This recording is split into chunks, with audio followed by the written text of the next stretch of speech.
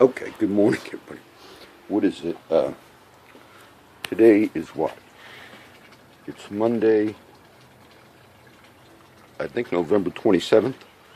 So you're going to see this right away. I was going to work on the Ephesians study, which I just began putting that together. But I have a few little rollout videos I didn't tag to anything, so maybe I did a very good time of prayer. It's about, look, I've been up for a long time. And then I just said, let me talk on some issues. I watched 60 Minutes last night. This is somewhat of a little update of what's been happening this last, year. And I was trying to catch the news magazine called 60 Minutes, I guess 60 Minutes. And they had, what's his name, Pelly doing it, who is also, used to be the lead anchor for one of the main, I think, CBS. And I was a little upset because what they were showing was they're giving attention to what's been going on in Syria for a long time now. And they actually had some videos of Bashar Assad, the civil war in Syria, those that are somewhat familiar. And they showed the bombing, which is not good, of certain hospitals, buildings in areas where Assad is fighting. This long-term civil war against the rebels, a whole connection with it and all that's happened. And the only reason I was mad was I mentioned it off the cuff as I was sitting there, is because we've also had, that I've spoke about, there were involvements that we did when President Obama, who I liked and prayed for, I prayed for Trump and the leaders of our country just a little while ago. But we had some atrocities that continue when we destabilized Libya. And some of those were things of that nature. People that we were backing up in various ways. We back up, quote, rebels. Some are actually terrorists. There's all types of things like that. And they purposefully not only did not show particular videos of atrocities that were happening when President Obama was president. The mainstream media not only did not show those, but they also hid them, meaning they gave a narrative. This is what I refer to as fake news. They gave a narrative. I remember Fareed Zakaria, an intelligent man on CNN, but he gave a narrative that our actions in Libya were so wonderful. The best, because it was an Obama type thing. And it offended me because, as I've written about in the past, not only did Muammar Gaddafi, who was killed with our backing, the leader, long-term leader of Libya out of Tripoli, which was the original capital, then it became Benghazi, which is the other tragedy. But he was a supporter of black people. The black-skinned Africans on the continent of Africa loved Gaddafi. Now, Gaddafi was not black-skinned. And he actually had, if you study it a little bit, he believed that they were such a noble, particularly the black-skinned Africans were a noble people. He just had this wonderful view, which a lot of non-black Africans, which there are many, did not hold to. So anyway, all of the history of him dressing up as a colonel and all those then throwing Gaddafi. But then over a period of time, under the Obama administration, I'm not saying, but then they went in and backed up his murder, basically, the U.S. did. And after that happened, and there were a lot of black-skinned Africans from the sub-Saharan part of Africa that came and fought on the side of Gaddafi against the U.S. and the U.S.-backed rebels. And they fought on the side of Gaddafi. And one news reporter asked, and they were speaking French because of colonialism. But a reporter had asked at that time, years back, why are you helping this man? Why are you here as mercenaries? Are you getting paid?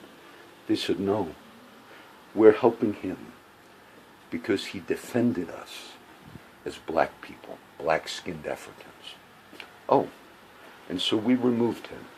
And after he was killed, and the media reported this as such a wonderful thing, but they didn't report how they were actually taking black-skinned people now in Libya after what we did in our involvement and were selling them as slaves and abusing them.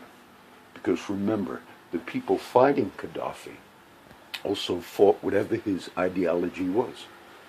And so Gaddafi, you protected black-skinned people in Libya, which he did. Now that we are the rebels that came in, backed by the U.S., we're going to do a disgrace to these black-skinned people. And the media covered that up. And so when I see a Scott Pelley or a mainstream media pretending now they're so concerned with Syria, it gets me mad. Because you hide, you cloak yourselves. And half of you media people that are doing commercials saying, we are not fake news, you don't even know how fake you are. You've bought into all that narrative. You bought into all that narrative. There's so many I can give you. And that's just one. Robert Mueller, the FBI. What we're looking at with this whole investigation on Donald Trump, and there's so many. You know, Robert Mueller was the FBI director during the worst terrorist tragedy in the history of our country, which was the infamous 9/11. And there's many documentaries on 9/11. There's many, there's some conspiracy theorists. I myself spoke about it in the past. When you looked at the collapse of Tower 7, it simply looked to me like a demolition. Tower 7, Google it, collapse of Tower 7. I said, it looks like maybe, but I don't go all the way down the road of some of the other conspiracies, if you will. But later on, there's still documentaries on it. And they're not as far down the line of the various conspiracies. But now when you look at it from an honest perspective, the real crime that government officials did in this 9/11 thing was the FBI, under this man by the name of Robert Mueller, had information about terrorists that were going to do that. This came out in some of the 9/11 hearings. I think Lee Hamilton and former people and that information that the FBI had was not shared with the CIA on purpose because of sort of like a tribalism. You're an intelligence agency, you're an entity, you have that with them. So one of the, and an honest documentary, an honest look at that would say the real tragedy was the Federal Bureau of Investigation, who, because of the release of actually the JFK documents, who some intelligent people believe the FBI was involved in the assassination of Kennedy. Intelligent people believe that. The intelligence agencies had collusion in the killing of a president. There's very serious people that looked at that and believe that. And I certainly have my doubts about the whole thing. Now, why did the FBI, who actually had intelligence that could have prevented the bombing, the planes hitting the towers, the worst terrorist incident in the history of our nation, one agency called the FBI, under a man by the name of Robert Mueller, held on to that information. Now, they've interviewed people over the years. They said, why did you not give it over to the CIA? You had information which, if it finally got out, could have prevented that. And they gave flimsy excuses. To me, that's a crime of such magnitude that you, as the head of that Bureau of Investigation, the responsibility that man, Mueller, bears, He should have never been. If you had people seriously look at that, that man would never have an official capacity again, meaning special prosecutor or anything. I'm giving you serious analysis here, not fake news. But yet, the same man, they went into Manafort's home in Virginia at 2 a.m., picked the locks, and frisked his wife in bed because of the crime which many have committed of financial misdeeds, not registering as lobbyists, not giving the money and it's an amazing thing, because as the country's looking at this, they're going for some type of an indictment that they can do an impeachment on Trump. Go for it. Do what you want. But then, how did they even have some of this? How did our country, John, even get to the point where these investigations started on the Russian collusion? The campaign of a Democrat by the name of Hillary Clinton, who was one of the biggest harassers of women who her husband sexually harassed, and according to Juanita Broaddrick, raped her. Okay, this woman, Hillary Clinton, who went after all those women in the media, in her campaign, they paid money to a former British spy to get some fake intelligence, some fake opposition research against Donald Trump. Okay? And then they got what's famously called a Russian dossier. This information was put together by a former Russian spy, but they used a group that's known, I forget the name of the group now. Fusion GPS maybe, or one of the other names of the group. They used a particular group to collect this information on Trump, which was fake, which is known to be a slanderous group. For instance, if you're in politics and you're running against somebody else, you will hire groups to try to find information on your opponent. That's called opposition research. But the group that Hillary and the DNC, the Democrats, hired, were known to fake things. They accused people of pedophilia, and these are famous cases. They just lied. They got that out into the public information, that somebody was a child molester. That same group is the same group that Hillary Clinton and Democrats used. Well, they collected this information. Follow my rabbit trail. And then they put it together to make it look like Donald Trump was involved in various things when he was in Russia. Okay, that he had hookers pee on a bed, and there was video of it, and he did it in Obama's hotel suite in Moscow. That was what was in this fake document. All right. So now, not only was there not an investigation on the DNC and all this, the Democrats and Hillary, wait a minute. You've colluded to come up with fake information? Not only was that, they got a pass on that, it was that fake document that I just described to you that got the ball rolling in much of this, because James Comey, who is Bob Mueller's friend, who was the head of the FBI, was given that document, which Comey could have looked at and said, wait a minute, what was the source of this illegal document? And of course it came from the Democrats, it came from Hillary. Wait a minute, instead, Comey, it was given, I think, by Senator John McCain. They handed it to McCain, the fake thing. These are all the Democrats doing this. And McCain said, it looks serious to me. I don't know if it's true or not. I'll give it to the FBI director. He gives it to Comey. And it was that document that we believe was used to, quote, tap the phones of Trump, Manafort, and all of his associates. They had a tremendous amount of what we call FISA warrants on citizens. Meaning you got to go, if the secret agencies of our country want to tap people's phone lines and listen in and all this stuff, they have to go before the FISA court and get a warrant. And it's believed now that this fake document, which was a crime in itself, was given to the FBI director by the name of James Comey, and they used this criminal document to obtain illegal warrants on many, many citizens of this country.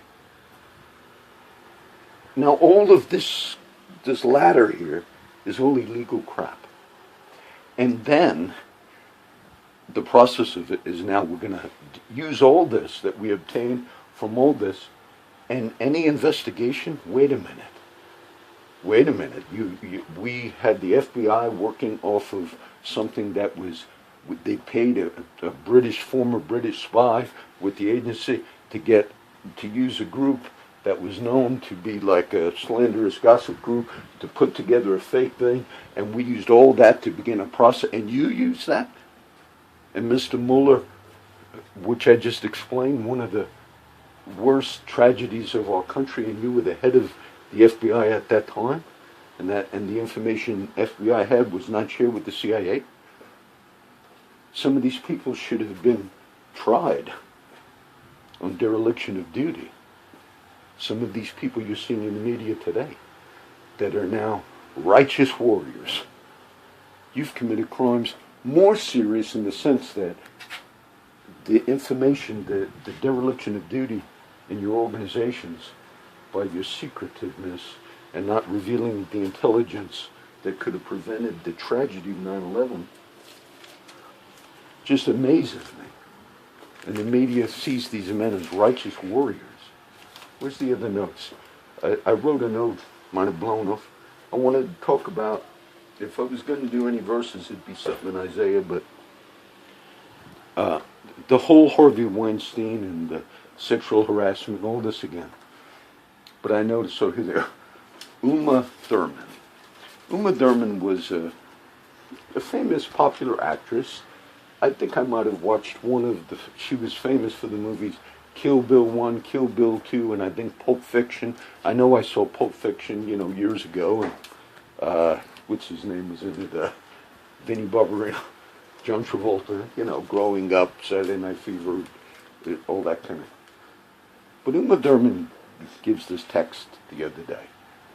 And because she worked for Harvey Weinstein, it seems like he sexually harassed many women. Okay? But then she came out and said, Happy Thanksgiving to everybody except for you, Harvey. And of course she's going to have some stuff because she worked with him on those movies I just mentioned. But the other thing I'm wondering why she was so mad is because I looked the other day and mentioned that one of the first accusers of Harvey Weinstein was the actress Rose McGowan. She came out the other day. Oh, I see an article. They arrested her. Felony charges. But it was supposedly she left some luggage on an airplane like a year ago. And then they found trace evidence of drugs in that luggage and made a felony arrest. When I read that, I said, no. Harvey Weinstein, who has many connections, who pays people, even within secret agencies. He hired the Mossad and all to go after these women. Somehow, through his connections, he got one of his accusers arrested.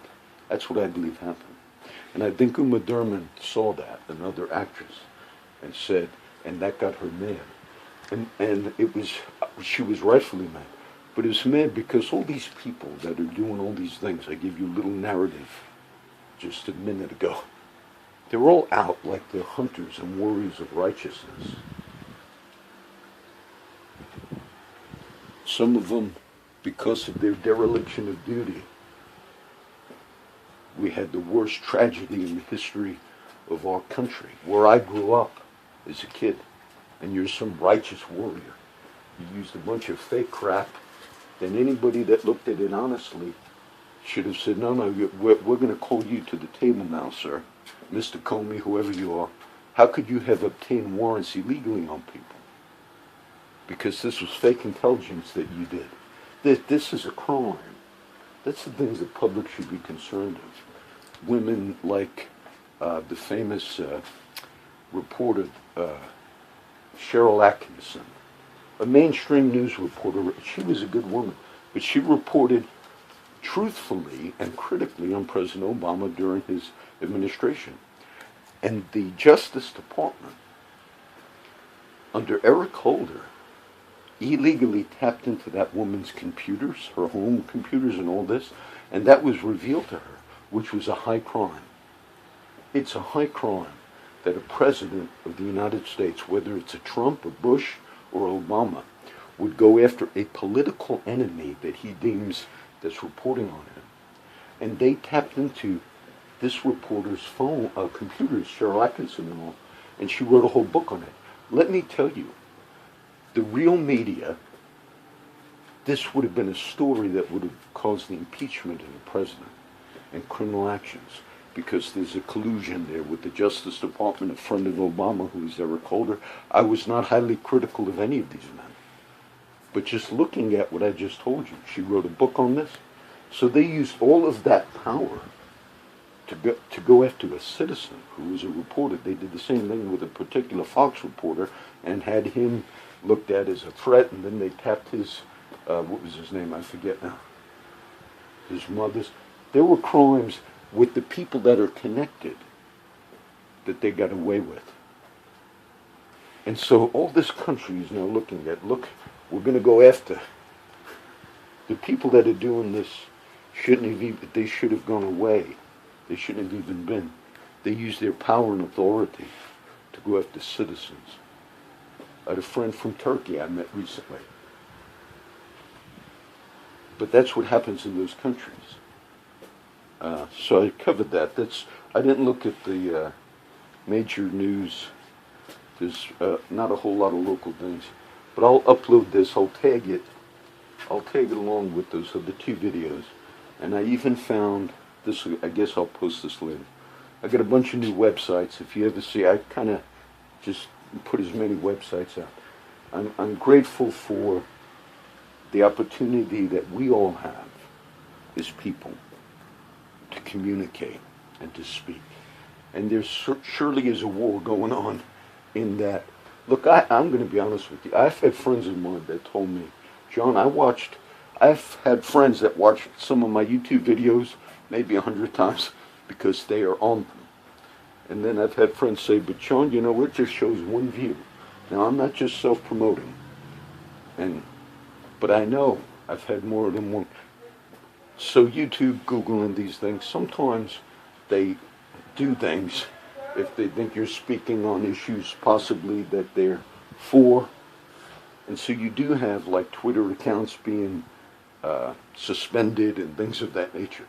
But for the most part, I'm real grateful that we have this opportunity to speak.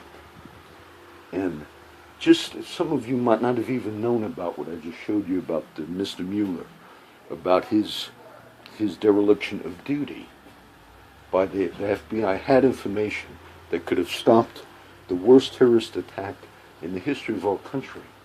And that information was not shared with the CIA. And it was not shared more than likely because they just felt like this is our stuff.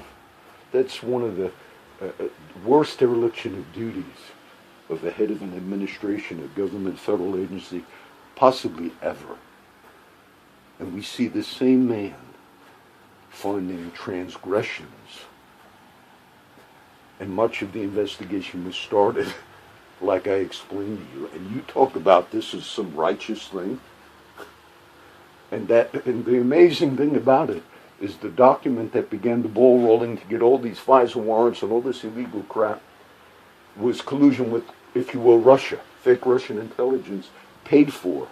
And it's believed even that one of the government agencies also paid, besides the DNC. And you expect us to believe that you're real news? The Scott Pelley's of the world?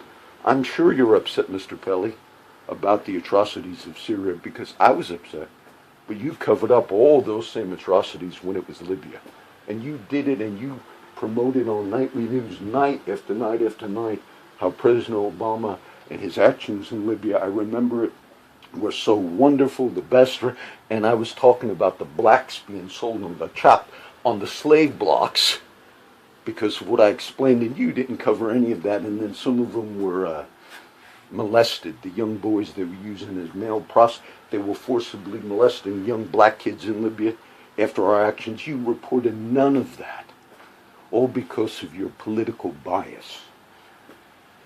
You had The mainstream media has a selective outrage. There should have been questions on what I just brought up on this video. There should have been questions, should have Mr. Mueller even been in any official capacity after the dereliction of duty that I just explained? Instead, the media says, what a great man, what a wonderful history. Fake news.